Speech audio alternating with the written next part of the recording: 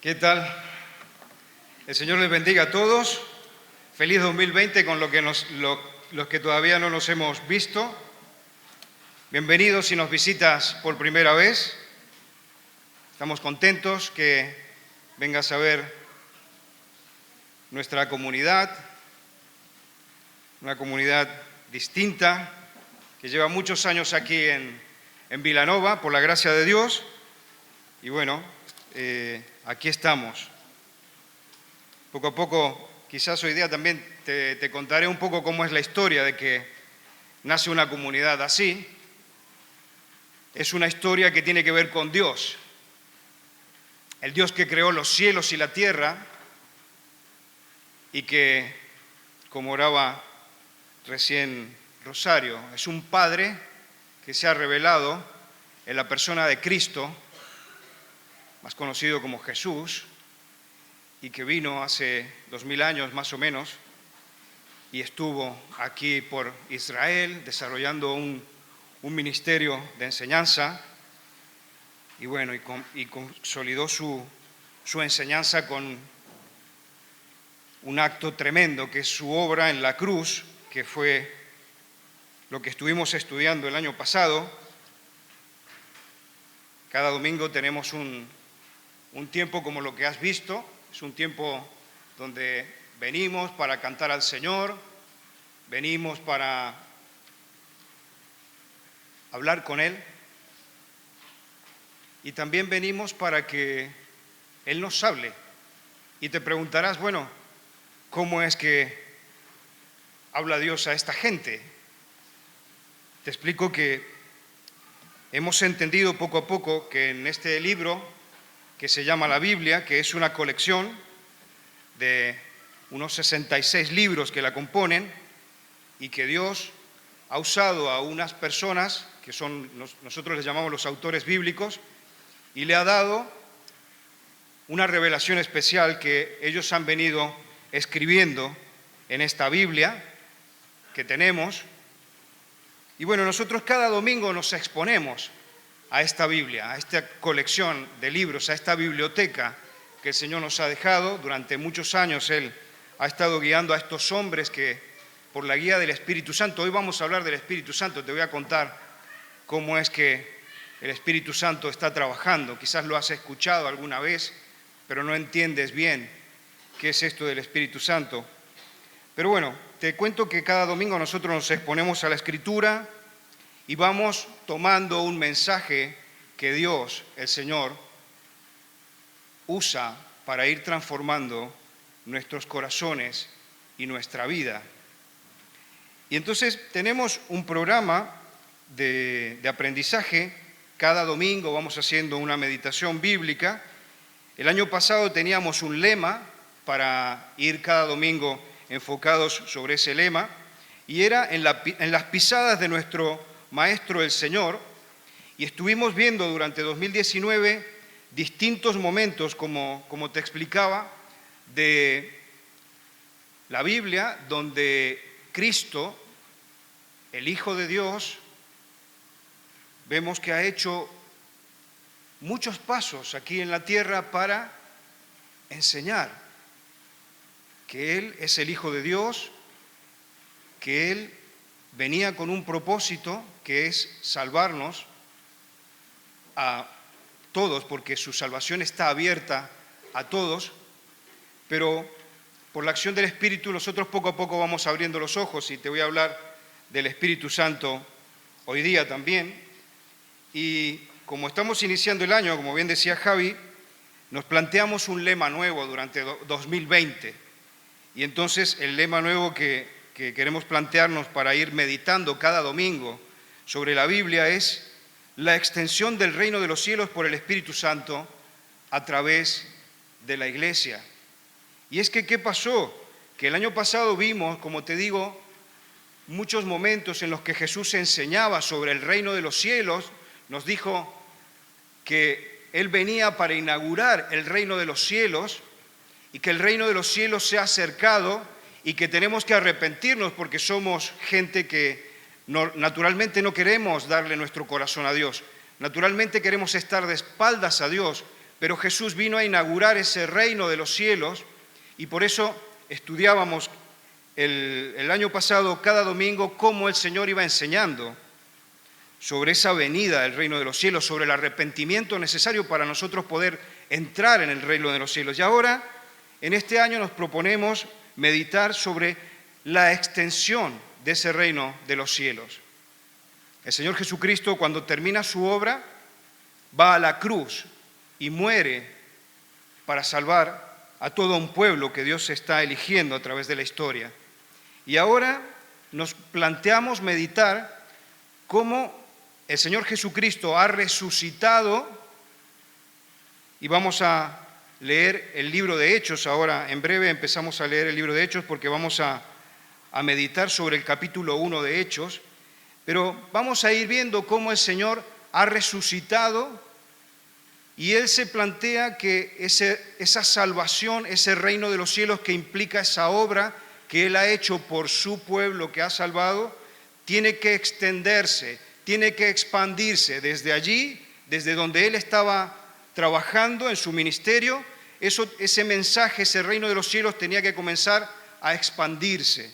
Y eso es lo que vamos a ir meditando durante los domingos de cada año con la ayuda del Señor y con la ayuda del Espíritu Santo. Hoy día nos planteamos el título de nuestra meditación. Siempre tratamos de darle un título para poder centrar un poco nuestro pensamiento, ¿no? Entendemos que la fe cristiana es una fe racional y por lo tanto verás que intentamos con nuestras meditaciones darle un sentido racional. Y hoy día nos planteamos el título Esperando al Espíritu Santo. ¿Quién es el Espíritu Santo? Te habrás preguntado cuando lo mencioné, lo habrás escuchado alguna vez. Es la tercera persona del Dios Trino que nosotros creemos. Creemos en un Dios que es Padre, que es Hijo, que es Espíritu Santo. Y ahora vamos a ver cómo Jesús, que hemos estado meditando tanto tiempo el año pasado, ahora empieza a demostrarnos que Él siempre ha estado con el soporte y la ayuda y la presencia del Espíritu Santo, la segunda persona de Dios, y que ahora Él todavía va a hacer un paso adicional de humildad para salir, partir de aquí y dejar el testigo, por así decirlo, al Espíritu Santo que vamos a ver en acción durante todo este año a través de la iglesia, porque el Espíritu Santo comienza a ayudar a los primeros 12 discípulos que el Señor había formado, apóstoles que el Señor había formado, y el Espíritu Santo viene sobre ellos, lo vamos a ver ahora inmediatamente, y comienza esta expansión tremenda del reino de los cielos, y que tú y yo formamos parte, como vamos a ir meditando en esta mañana. Y entonces vamos a leer el libro de los Hechos, capítulo 1, vamos a leer 11 versos. Así que te pido que abras tu Biblia, si tienes a alguien al lado que te haga un poco mirar, para que veas que todo lo que aprendemos, lo que intentamos practicar, se encuentra en este libro, en la Biblia. Para nosotros es fundamental la Biblia porque de aquí tomamos las doctrinas, las enseñanzas, las bases que entendemos que tienen que guiarnos en nuestra vida.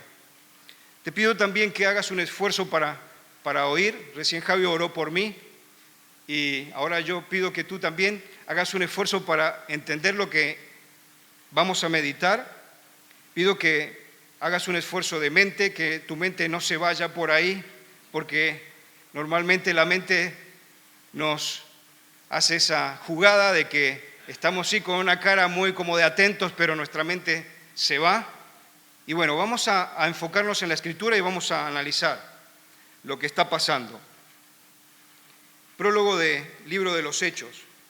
Dice, escribe Lucas, ya vamos a ver quién es Lucas. Dice, en el primer tratado, oh Teófilo, hablé acerca de todas las cosas que Jesús comenzó a hacer y a enseñar, hasta el día en que fue recibido arriba, después de haber dado mandamientos por el Espíritu Santo a los apóstoles que había escogido, a quienes también después de haber padecido se presentó vivo con muchas pruebas indubitables, apareciéndoseles durante 40 días y hablándoles acerca del reino de los cielos. Y estando juntos, les mandó que no se fueran de Jerusalén, sino que esperasen la promesa del Padre, la cual les dijo: oísteis de mí. Porque Juan ciertamente bautizó con agua, mas vosotros seréis bautizados con el Espíritu Santo dentro de no muchos días.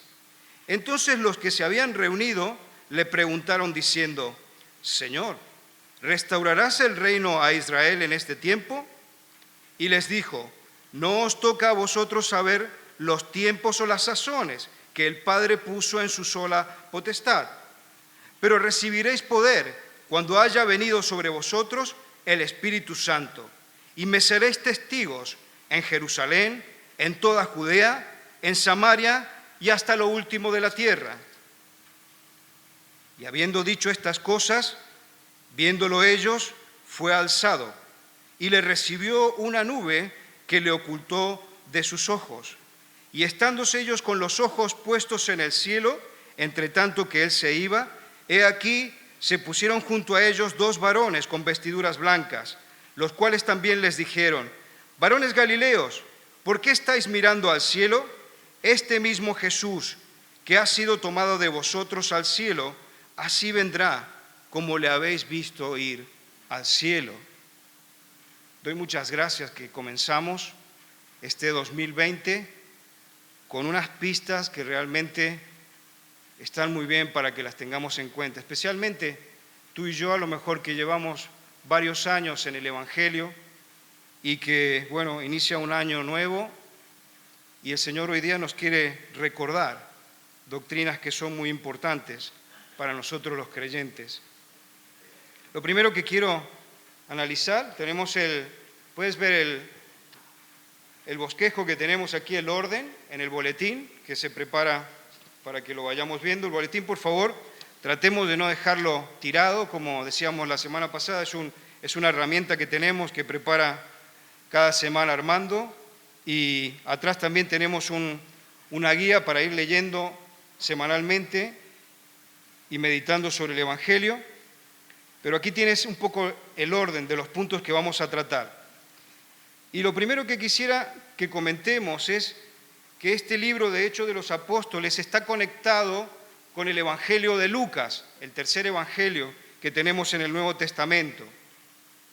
Este hombre Lucas, también es interesante que repasemos un poquito quién es, de quién se trata este médico que dice Colosenses 4:14 que era un médico. Este autor sabemos que es un creyente que se convirtió por el ministerio de Pablo. El apóstol Pablo, en su desarrollo de su predicación, en algún momento Lucas le escuchó y entendemos que a partir de ahí él se convierte. Por lo que es el estilo de cómo escribe el libro de los Hechos y su Evangelio Lucas, notamos que es una persona muy bien instruida, porque cuando se analizan los originales, el estilo que tiene para escribir y expresarse es realmente muy refinado y tiene una calidad muy alta si lo comparamos con los otros escritos. Y también el Nuevo Testamento nos da otro dato de que era un compañero muy importante del apóstol Pablo. Y esto lo vemos que surge en varios puntos del libro de los Hechos que vamos a ir meditando cada domingo. Y también en Filemón 24 se nos dice que era un amigo muy importante para el apóstol Pablo, y en 2 de Timoteo 4:11 también refrenda esto. Y es una persona que viene del mundo gentil, no venía del ámbito de los judíos. Y él escribe aquí, como hemos leído, ¿no?, nuestro primer verso, en el primer tratado, oh Teófilo, y esto nos da pie a entender de que el Evangelio de Lucas y el Hechos de los Apóstoles que estamos estudiando ahora, podríamos decir que son dos libros que en un momento eran uno solo, y que el Evangelio de Lucas vendría a ser el tomo 1 y el Hechos de los Apóstoles sería el tomo 2. Solo que después con el orden que se puso en la Escritura, quedaron separados, ¿no? Pero podemos imaginarnos que eran dos pergaminos que estaban juntos, tomo 1, Evangelio de Lucas, donde cuando leemos el primer versículo del Evangelio de Lucas, se vuelve a expresar de la misma forma al escribir. Y dice, le habla también a Teófilo. Ahora vamos a hablar de quién es este Teófilo. Y vemos entonces que este libro de los apóstoles, del Hecho de los Apóstoles, es una continuación de lo que Lucas está explicando a su interlocutor, en este caso Teófilo, que entendemos que es una persona que ha venido al Evangelio, que se ha convertido, es un principiante en el Evangelio, pero que se ve que tiene mucho deseo de aprender, y entonces Lucas se dedica a escribirle este compendio de dichos y hechos de Cristo, y también, como vemos ahora, lo que continuó enseñando el Señor Jesús después de resucitar. Porque aquí, como vamos a ir viendo, el Señor, luego de resucitar, estuvo con los apóstoles durante 40 días, y es de lo que nos está hablando aquí también en Hechos de los Apóstoles. Y es interesante también que nos preguntemos, ¿no? ¿Cómo sería el Nuevo Testamento si no tuviéramos el libro de los Hechos? De pronto tú leerías el Nuevo Testamento, encontrarías los Evangelios, terminarías en Juan, y de golpe te ves en Romanos, te encuentras a un Pablo que está allí hablando con los romanos, te encuentras con que el Evangelio ha llegado desde Jerusalén hasta Roma y no se entiende por qué. Y el libro de los Hechos de los Apóstoles es lo que nos va a responder. ¿Cómo se dio esa expansión del Evangelio desde Jerusalén hasta Roma? Creo que vamos a ver una historia apasionante, porque el modo en que el Señor y el Espíritu Santo, como vamos a ir viendo, generaron esto, es realmente tremendo. Humanamente hablando, el cristianismo, cuando comenzó allí en el primer siglo, no era un movimiento que tenía nada a favor. Era un movimiento que no movía recursos ni riquezas. Era un movimiento que no tenía líderes reconocidos. Era un movimiento que se enfrentaba a obstáculos muy importantes, especialmente en el contexto del Imperio Romano, porque el cristianismo está allí desarrollándose en medio del corazón del Imperio Romano. Y esto, por el hecho de ser un movimiento nuevo, implicaba un rechazo muy fuerte hacia los cristianos. Y esto los exponía a un odio y a una persecución muy intensa, nos dicen nuestros comentaristas.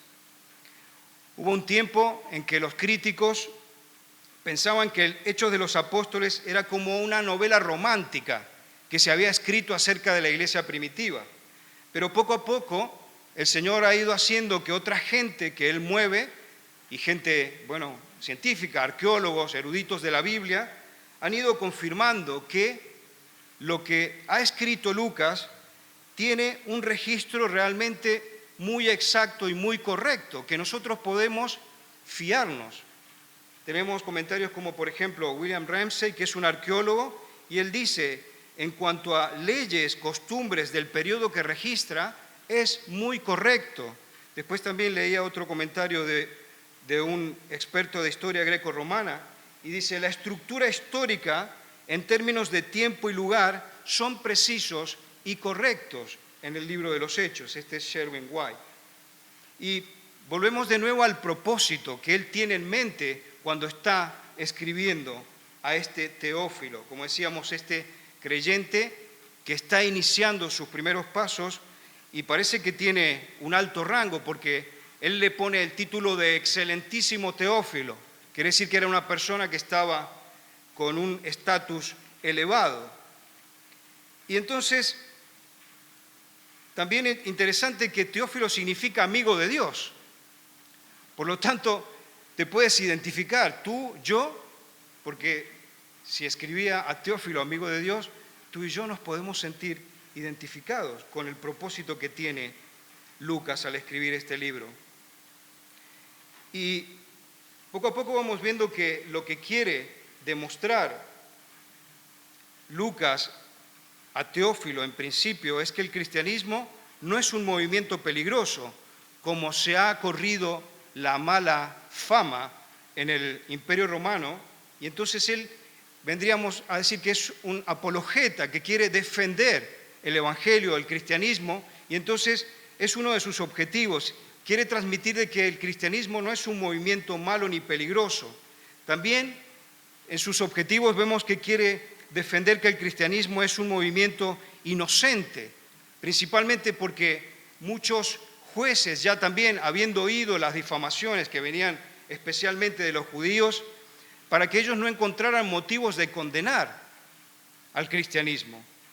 Y también creo que otro propósito que vemos que él tiene es que quiere demostrar que el cristianismo es un movimiento legal, que no era un movimiento que salía de la legalidad romana, y esto es porque viene derivado desde el judaísmo, que era una religión que era totalmente aceptada por el Imperio Romano. Y entonces estos son un poco los objetivos que él tiene cuando va escribiendo. En el primer tratado, Teófilo, hablé acerca de las cosas que Jesús comenzó a hacer y a enseñar. Como decíamos, en el Evangelio de Lucas, él describía todos los dichos, todos los hechos y las enseñanzas que Jesús había estado haciendo en su ministerio, y ahora, en el libro de los Hechos, describe la continuación de la obra de Jesús. Describe cómo después de haber resucitado, el Señor se junta con los discípulos, y aquí dice que durante 40 días en modo intermitente, dice que los discípulos estaban reunidos y de pronto aparecía. Como tenía un cuerpo glorificado, no entendemos cómo es, ya algún día el Señor nos va a dar a entender cómo es ese cuerpo glorificado, pero dice que de golpe aparecía Jesús y se ponía en medio de ellos y comenzaba a enseñarles. Y aquí dice Lucas que las enseñanzas continuaban siendo en la misma línea de lo que él había estado tratando con ellos durante 3 años. Les hablaba acerca del reino de Dios. Creo que es interesante que pensemos que todo este despliegue que está haciendo el Espíritu Santo al mover a Lucas y al moverse con los apóstoles es algo que tiene impacto inclusive hasta contigo y conmigo a fecha de hoy. En cierta manera podríamos decir que el libro de Hechos de los Apóstoles se sigue escribiendo a fecha de hoy, con lo que nosotros hacemos, con la acción del Espíritu que está trabajando en tu vida y en mi vida. No en el sentido de que tengamos la autoridad para agregar algo a la Escritura porque el canon se cerró, pero en cierta forma el Espíritu Santo está trabajando en nosotros aquí, hoy. Y entonces creo que el reto que nos tenemos que plantear para ir meditando domingo a domingo, esto lo vamos a ir compartiendo con Dani, con Manuel, con Cristian, pero creo que tenemos un doble propósito para ir planteándonos cada vez que meditemos. Por un lado, creo que tenemos que tratar de entender mejor esas enseñanzas de Jesús acerca del reino de los cielos y también para comprender el ministerio activo del Espíritu Santo en la iglesia, que el Espíritu Santo hace posible que tú y yo estemos aquí. No es que tú por tus propias fuerzas nada más puedas venir aquí. El Espíritu Santo tiene un gran trabajo hoy en día en el mundo y es que Él sigue trabajando en la gente, como le ha delegado el Señor Jesucristo paso, para convencer al mundo de que está mal, de que estar de espaldas a Dios no te lleva a un buen camino, sino que eso te lleva a la muerte y a la destrucción. Y el Espíritu Santo es la persona que está haciendo ese trabajo. Te va a hablar allí en lo profundo de tu corazón, de tu mente, y te va a decir, mira, piensa esto, Dios te ha creado, y tú, ¿dónde estás? Va a ser algo que es como un traje a medida para cada uno. Contigo lo va a hacer de una forma, debido a tu personalidad, a tu bagaje. El Espíritu Santo está trabajando con la gente que no cree, pero también es interesante que pensemos que está trabajando con nosotros. El Espíritu Santo está trabajando con cada uno de nosotros y haciendo un esfuerzo para tratar de seguir aplicando la persona de Cristo en nuestras vidas. Y creo que no para, porque como vamos a ir viendo, es realmente un trabajo arduo, porque los creyentes somos muy especiales. Nuestro corazón, por más que hemos recibido la gracia de Dios, hemos recibido la obra de Cristo y somos conscientes, pero es notable cómo la Escritura tiene tanta razón y nuestro corazón es engañoso y tiende a darle la espalda al Señor, y el Señor nos salva y nos vuelve a curar, pero es creo que toda la vida que el Señor estará haciendo esto en nosotros, y es el Espíritu Santo que hace este trabajo. Siguientes pasos que se nos describen aquí, dice que esto sucedió hasta que Jesús fue recibido arriba. Dice que el Espíritu estaba allí en medio de ellos. Y vemos también un hecho interesante, que el Señor, como decía, está con su cuerpo glorificado, con toda su autoridad y su soberanía, después de haber asumido la salvación que tenía que hacer por nosotros, y Él expresa su necesidad, otra vez más, del Espíritu Santo.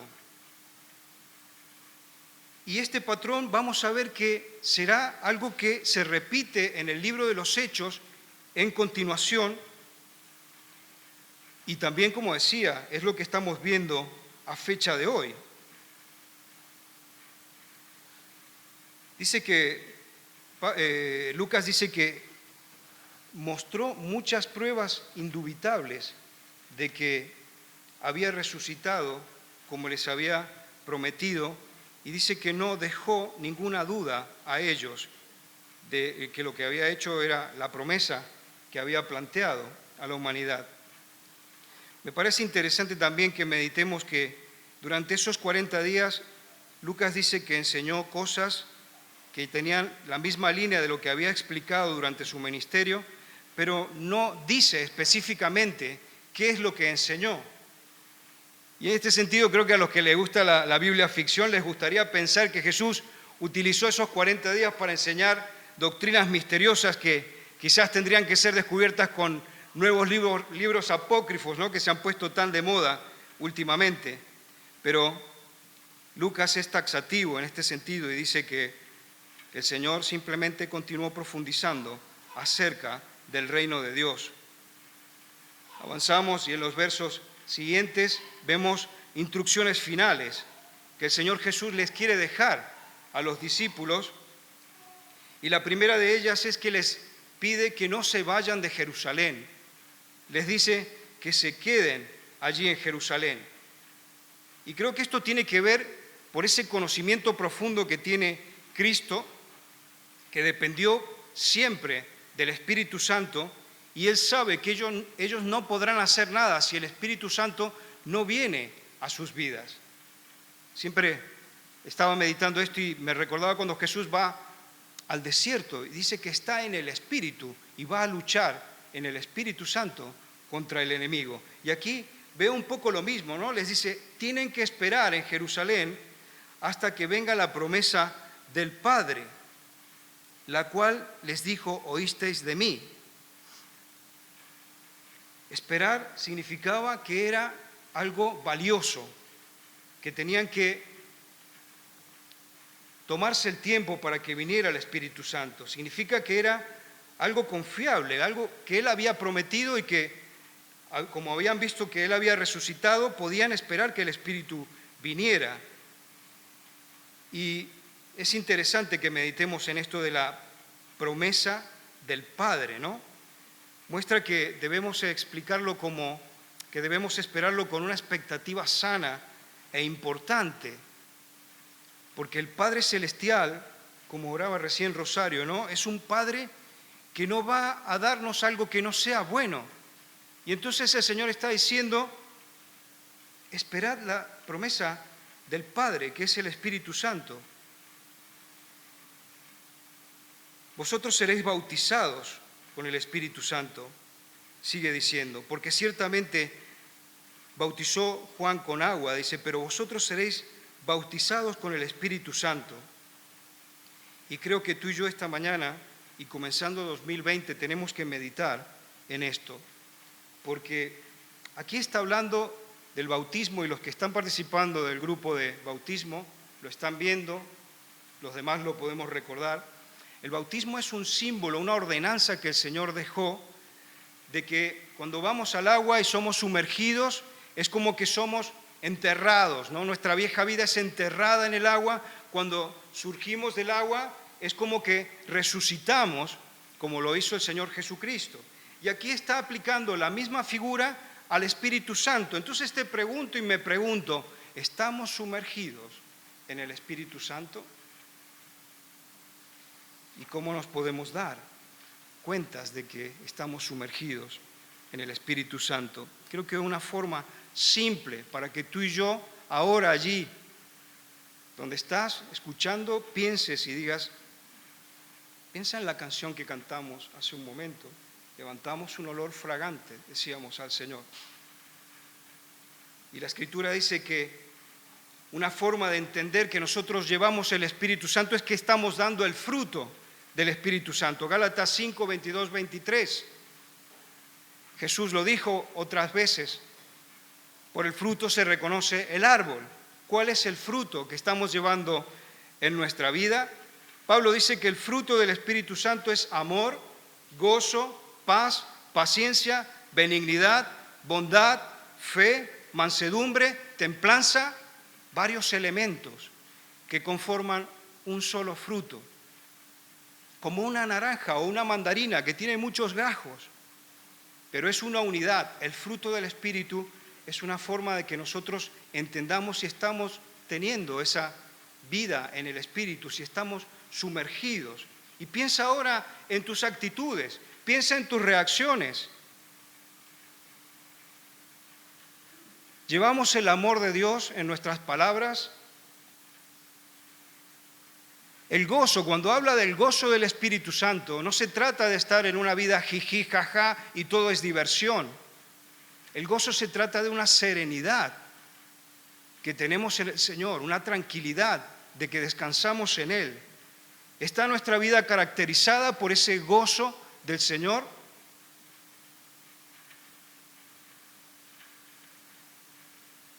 La benignidad, la bondad, caracteriza nuestras actitudes, nuestras reacciones. La templanza, tenemos equilibrio, tenemos un balance en nuestra vida de cómo nos movemos, los pasos que damos. Si tú nos visitas por primera vez, esto es algo que poco a poco lo vas a ir entendiendo. Pero yo recuerdo cuando no estaba en Cristo, mi vida era una locura, era como una brújula sin sentido. Y vas para aquí, y vas para allá, y tus proyectos son solamente la autorrealización. Y al final, eso te lleva a la muerte y a la destrucción, porque lo que tiene que suceder en el ser humano es que cuando escuchamos la voz del Espíritu Santo, que nos habla esta mañana a todos nosotros a través de la Escritura, me habla a mí, nos habla a todos, es que tú tienes que entender de que como vas mal y que necesitas estar en armonía y en línea con los planes de tu Creador. Si tú no entiendes ni reconoces que tienes un Creador que te ha formado para que tú seas feliz a su lado, vas a hacer mil cosas, hasta inclusive tendrás éxito en muchas de las cosas, pero siempre sentirás un vacío en tu corazón, porque sentirás que tu vida no tiene sentido, porque ahí hay un cortocircuito que se está dando porque no estás alineado con tu Creador. Tu Creador te ha formado con gran amor. La Escritura dice que Él nos forma desde el vientre de nuestra madre, desde el cigote que comienza a tomar forma en el vientre de nuestra madre. El Señor los va formando, los va modelando, y las expectativas que tiene nuestro Creador es que nosotros le reconozcamos y podamos vivir a su lado y ser felices, como el fruto que nos dice aquí Pablo, ¿no?, de Gálatas, que podamos vivir en esa armonía y con esa serenidad en el Señor. Pero si tú no estás viviendo una vida alineado con tu Creador, Como te digo, tu vida puede parecer exitosa, porque a lo mejor puedes estar haciendo proyectos que tengan un éxito en términos de aquí, de la tierra, pero hay algo en tu corazón que te va a hacer ver que no está bien. Los discípulos dicen que le hacen una pregunta adicional a Cristo. Están allí, son varios los que se han juntado con Él y están debatiendo, dialogando con el Señor y le presentan una pregunta. Y creo que es interesante que pensemos en el contexto que estamos, esta pregunta que ellos le hacen a Cristo. Y dice que le pregunta, ¿no? ¿Restaurarás el reino a Israel en este tiempo? Es interesante que meditemos, porque tiene que ver también con nosotros. Otra vez la oración de Rosario nos hace pensar en esto que tenían dificultad, los que estaban allí directamente, codo a codo y cara a cara con Cristo, de entender cuál era verdaderamente el sentido de la autoridad y la soberanía de Dios, y ellos todavía seguían pensando en la restauración del reino de Israel. El viernes Manuel nos introducía y también nos animo, hago un poco de spoiler, a los viernes vamos a iniciar el estudio de Isaías, pero habíamos terminado Oseas. Isaías se presenta muy bien y la verdad que creo que el Señor nos va a enseñar mucho a través de Isaías. Por favor, anímate a venir. Hemos ya hecho una panorámica, nos ha hecho Manuel el viernes, muy bendecidos, y ahora vamos a ir introduciéndonos capítulo a capítulo, pero habíamos terminado Oseas los viernes de 2019, el último semestre, y habíamos visto cómo Oseas vio venir la decadencia del reino de Israel hasta el punto de que los asirios toman Israel, lo invaden y el reino fue completamente devastado. Y entonces, claro, los discípulos de Cristo están en esta época en que todavía su reino, su monarquía, no existía. Y ellos sabían que el pacto que había inaugurado Jesús, porque ya lo había dicho Cristo, que había compartido la cena del Señor y les había dicho, he inaugurado el nuevo pacto con esto que estoy haciendo, ellos tenían la expectativa que ese nuevo pacto también incluyera la restauración del reino de Israel. Estaban bajo el imperio romano y su rey no estaba, y tampoco tenían un gobierno israelita. Y era una pregunta que había surgido varias veces porque, claro, los discípulos tenían esa lucha interna y esperaban que Jesús fuera un Mesías político, restaurador del reino de Israel. Pero Jesús va desviando la atención de ellos y les trata de enseñar de que su reino va más allá de Israel. No obstante, vemos aquí la reacción de Jesús, de que Él no los machaca por la pregunta que ellos se están haciendo. Stott dice que cuando ellos le preguntan al Señor por esta restauración, el tono de la pregunta que le están haciendo es que ellos da a entender que no habían entendido lo que Cristo y la misión que Cristo tenía. Ellos seguían esperando un Mesías político. Pero Jesús, con mucha naturalidad, les habla con mucho amor y les dice que no les toca a ellos saber sobre este tema. Y me pareció una mano izquierda magistral, como siempre en Cristo, ¿no? Porque creo que allí era muy complicado si Él le daba pistas a ellos de cómo iban a ser los próximos 2000 años, hasta que en 1948 se restaurara de nuevo el reino de Israel. Podía implicar que ellos se iban a desmoralizar completamente, porque esperar 2000 años para que el país se vuelva de nuevo a consolidar y a tener una estructura, ¿no?, como la que tiene Israel actualmente, veo que es un Señor tremendo y maravilloso, como les responde. Y Jesús, como vemos, ¿no?, les dice, no os toca saber a vosotros. Esto es un tema que solamente está en la potestad de Dios el Padre. Y aquí también veo interesante la humildad de Cristo. Cristo está en su momento de ser, está glorificado, ha cumplido con todos los méritos que tenía que cumplir y sin embargo demuestra que Él es humilde con su Padre. O sea que esa humildad que tantas veces había demostrado en su ministerio, lo vuelve a demostrar ahora aquí, y esto nos da a entender que su humildad con el Padre será eterna. No fue solamente de su ministerio, ni tampoco de lo que está haciendo en este diálogo, sino que será por la eternidad. Interesante que pensemos en esto, y creo que después tengo unas preguntas para hacer a Manuel. Te animo que tú te hagas preguntas, porque, claro, vivimos en el 2020 y Israel ha sido restaurado. Sé que varios los escucho que están mirando qué está pasando con Israel y todo eso, pero ahora vamos a entender por qué digo que es importante que nosotros meditemos sobre estas cosas. El Señor les dice que tienen que esperar allí, que el reino nacional será retrasado. Como vemos, ¿no? Pasaron 2000 años hasta que se diera esa restauración de Israel, pero les dice que tienen que esperar para que venga el Espíritu Santo, porque ellos tienen que extender el reino de los cielos.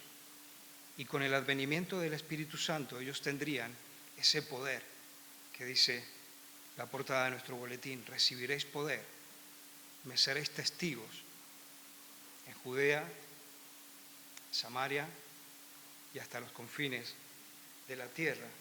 Y aquí está, aquí ha llegado el Evangelio. Mira, ¿tú por dónde? ¿De dónde vienes? Que hay muchas nacionalidades representadas y el Evangelio ha llegado hasta allí. No notamos que sea una coacción de Cristo a que ellos tienen que ser testigos. Vemos que habla en un lenguaje muy natural y dice: recibiréis poder cuando haya venido sobre vosotros el Espíritu Santo y me seréis testigos en Jerusalén, en Judea, en Samaria y hasta lo último de la tierra. No hay imperativos, usa el modo indicativo. No tienes que sentirte coaccionado por el Señor, pero sí tiene que ser algo natural de que nosotros, que tenemos esta salvación que Dios nos ha dado, como es tan valiosa, tengamos que compartirla con nuestra familia. Pensamos en aquellos que quizás venían y ya no vienen, o gente que no ha venido, o todos aquellos que están alejados del Señor, necesitan que tú y yo seamos testigos. A veces quizás no tendremos que dar la chapa, como dice Mark, pero sí tenemos que dar un testimonio coherente de que lo que estamos diciendo que somos se vea alineado con la práctica de nuestras acciones. Al final, esto que Jesús les está diciendo en el verso 8 se transformará en el bosquejo del libro de los Hechos que vamos a ir viendo domingo a domingo. Hechos 1:7 nos habla la descripción de la expansión del cristianismo desde Jerusalén, y en Jerusalén, donde Jesús había sido ejecutado. Hechos del 8 al 12 habla del Evangelio en Judea, que era un lugar que había rechazado el ministerio de Cristo. Samaria, que era considerado un basurero de mestizos impuros. Y Hechos 13 al 28 cuenta cómo el Evangelio fue desde allí hasta Roma. Y desde Roma, después en la historia nosotros sabemos que ha llegado hasta donde nosotros nacimos.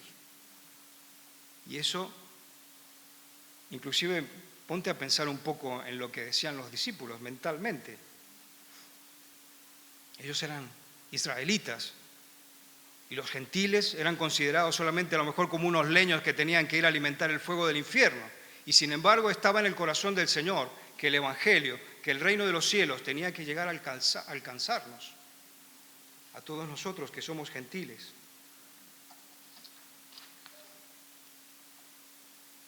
Vamos a terminar nuestra meditación y también creo que nos deja una pista muy importante para ti que estás hace muchos años en el Evangelio, en Cristo, y para ti que nos visitas.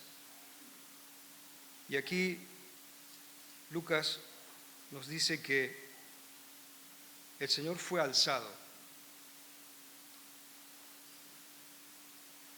Es un momento especial que el Señor Jesucristo creo que lo coordinó en un modo que no podía ser de otra manera, porque Él había estado intermitentemente durante 40 días apareciendo y hablándoles, enseñándoles como hemos escuchado, pero ahora Él tenía que marcar la pauta de que se iría y que ya no volvería, que ya dejaba paso al Espíritu Santo.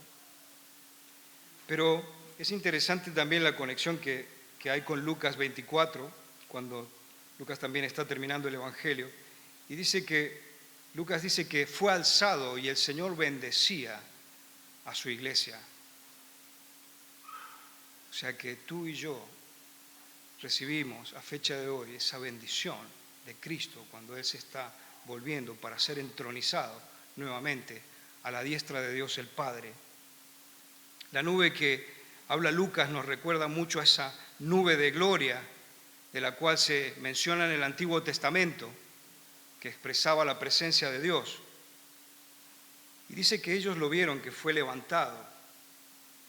Como digo, es importante que notemos, ¿no?, que el Señor quería marcar allí un instante donde ellos supieran que no volvería. Y también creo que es interesante que recordemos otras promesas que Jesús había compartido con los discípulos, ¿no? Juan 16:7, por ejemplo, os conviene que yo me vaya, porque si no me fuera el Consolador no vendrá a vosotros, mas si me fuere, os lo enviaré. Y ahora ellos verían que la promesa de Cristo se cumpliría. El Espíritu Santo venía porque el Señor Jesucristo dejaba espacio para que Él comenzara a tomar el testigo.